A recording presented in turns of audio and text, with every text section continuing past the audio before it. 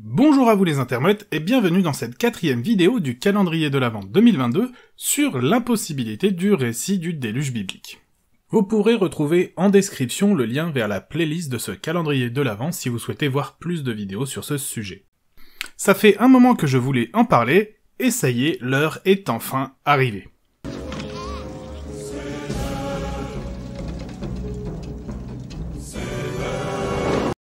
Il est toujours très intéressant de voir quand les croyants, en voulant prouver la véracité de ce qu'ils considèrent comme étant la vérité absolue, arrivent tout au contraire à montrer que leur croyance est fausse et simplement impossible. Nous en avions déjà parlé lors du précédent calendrier de l'Avent, lorsque des platistes avaient entrepris des expériences conçues pour montrer que la Terre était immobile et que leurs instruments de précision fournissaient invariablement comme résultat que la Terre tournait sur elle-même, ou lorsqu'un montage était imaginé pour censé prouver que la Terre était plate, arrivait au contraire à montrer que cette dernière était incurvée. À chaque fois, la dissonance cognitive se fait sentir, et au lieu de se dire que les données prouvent que leur hypothèse de départ était fausse, leur esprit échafaude des hypothèses encore plus bancales et fumeuses pour justifier que leur croyance est la bonne, mais que c'est l'expérience qui a un problème, quand ce n'est pas tout simplement la réalité qui se trompe de ne pas être en accord avec ce qu'ils croient de manière totalement infondée. Eh bien, comme avec les platistes l'année dernière, nous allons voir cette année le même phénomène avec les créationnistes, et à de nombreuses reprises parce qu'il y a quand même de la matière à analyser ici. Laissez-moi donc vous parler un peu du summum de ce qui se fait en termes de mauvaise foi, le plus célèbre des musées créationnistes de par le monde, j'ai nommé l'Ark Encounter. C'est un parc à thème sur la création, dont la pièce maîtresse est la reproduction de l'arche de Noé en respectant les dimensions bibliques. Personnellement, et parce que je suis très taquin, je dirais plutôt que la pièce maîtresse c'est le gigantesque parking, quasiment tout le temps plus qu'à moitié vide, tellement le musée ne remplit pas les objectifs qu'il s'est fixés, mais bon.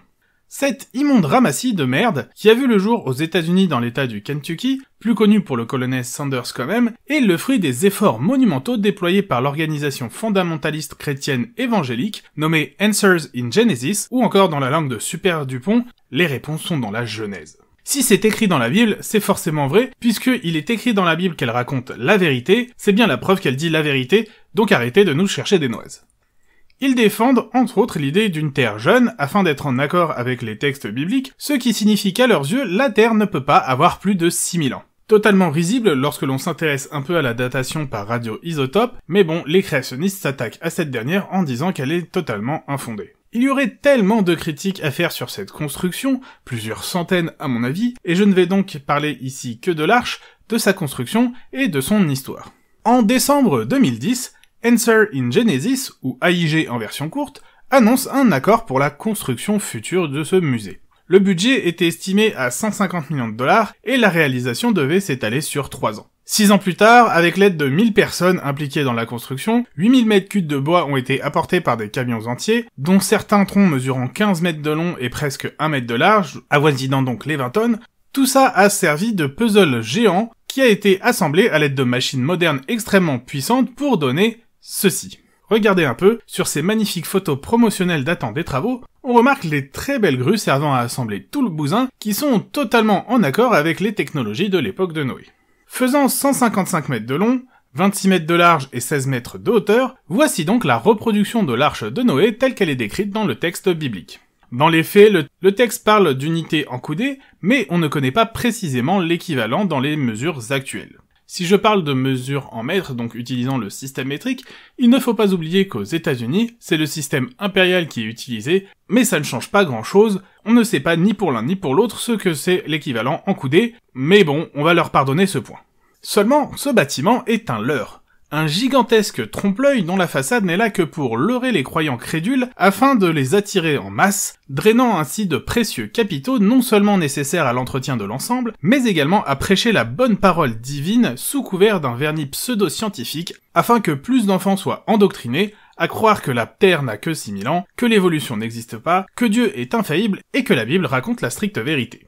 Ce bâtiment, tout comme le discours des religieux, n'est rien de plus qu'une façade, et gratter la surface révèle assez simplement la supercherie qui se cache derrière. Si l'avant du musée, visible par les crédules porte-monnaie sur pattes qui viennent visiter, donne l'apparence d'un bateau sur pilotis, possédant une immense rampe d'accès pour les animaux, la vue de l'arrière, ou depuis le ciel, montre clairement des bâtiments modernes de bureaux parfaitement à angle droit, très éloignés du style biblique. Et l'intérieur, me direz-vous, ça ressemble à quoi ? Eh bien là encore, l'intérieur est plutôt fidèle aux rares informations que l'on a du récit. L'arche est constituée de 3 niveaux, divisés par d'immenses poutres en alcôves, dans lesquelles on peut trouver au milieu rien, pour avoir une belle vue et pour l'aération, viennent ensuite des couloirs, puis de magnifiques cages dans lesquelles on trouve des animatroniques. L'idée de départ était bien entendu d'avoir de véritables animaux vivants, en mode zoo, afin d'attirer et d'émerveiller les petits enfants, permettant ainsi de mieux endoctriner leurs esprits malléables à souhait. Mais il s'est très rapidement avéré, calcul à l'appui, qu'il serait impossible de maintenir des animaux en bonne santé, voire carrément en vie, enfermés ainsi dans des cages minuscules tout au long de la journée sur des mois entiers, mais pas d'inquiétude, nous allons revenir sur ce sujet dans une prochaine vidéo. Et puis, les animatroniques, faut avouer que ça a d'immenses avantages. Ça n'a pas besoin de nourriture, pas de déchets à nettoyer, c'est jamais malade, ça ne se repose pas, et avec ça, on peut même représenter des animaux que les enfants adorent, comme les dinosaures, qu'il aurait été, il faut bien le reconnaître, très difficile de trouver en chair et en os. Oui, vous ne rêvez pas, ce pseudo-musée de la création enseigne de façon totalement fallacieuse aux enfants que les terribles lézards étaient à bord de l'arche. C'est vraiment dommage qu'aucun n'ait réussi à survivre jusqu'à aujourd'hui, vraiment. Comme on le voit, tout ça est totalement ridicule. Mais bon, à partir du moment où on commence à croire que la pluie a pu tomber assez longtemps pour recouvrir toute la Terre, on n'est plus à ça près. Techniquement, ce qu'il faut savoir, c'est que cette reproduction de l'arche de Noé, construite à coût de millions de dollars par les créationnistes évangélistes américains, dans le but même de montrer au monde entier que leur religion est la vraie religion, et que leur Dieu est le seul vrai Dieu, montre au final tout le contraire, à savoir que le récit auquel ils adhèrent est totalement impossible, et ça le prouve de manière magistrale. Car il ne faut pas oublier que cette construction n'est même pas un vrai bateau, elle ne peut pas flotter. Plus ironique, en 2019, le musée a contacté son assurance pour demander un dédommagement de pas loin d'1 million de dollars pour des dégradations dues à l'infiltration de la pluie dans la structure. On essaye sans aucune honte de nous faire croire que l'arche originale a pu résister à un déluge cataclysmique jamais vu depuis, qui a recouvert les plus hautes montagnes et donc entraîné une mer déchaînée sur laquelle l'embarcation a dû tenir pendant des mois, alors que la copie, faite avec des matériaux modernes d'ultra bonne qualité, n'est même pas en mesure de résister quelques années à de simples averses qui doivent être ridiculement faibles par rapport aux trompes d'eau du récit biblique. Si ça c'est pas de la malhonnêteté totale, je sais pas ce que c'est. Plus mensonger encore, on essaye de nous faire croire que Noé a réussi, avec des outils rudimentaires de l'époque, à construire une telle structure. Il ne faut pas oublier qu'à son époque, les outils les plus avancés devaient être la hache et la scie. Même en considérant qu'il ait reçu l'aide de ses fils, et des femmes de chacun des gugus dont il est question, ça fait seulement 8 personnes qui bossent sur la structure. Là, avec des engins modernes permettant de lever sans effort des tonnes de matériaux, des camions qui ont apporté du bois sur des milliers de kilomètres, et 1 millier de personnes, il a quand même fallu 3 ans de conception et encore 3 ans de travaux intensifs pour finaliser tout ça. Alors que de l'autre côté, à seulement 8, ils ont été capables de réaliser ça en seulement une semaine, alors que Papy Noé avait déjà pas loin de 600 ans.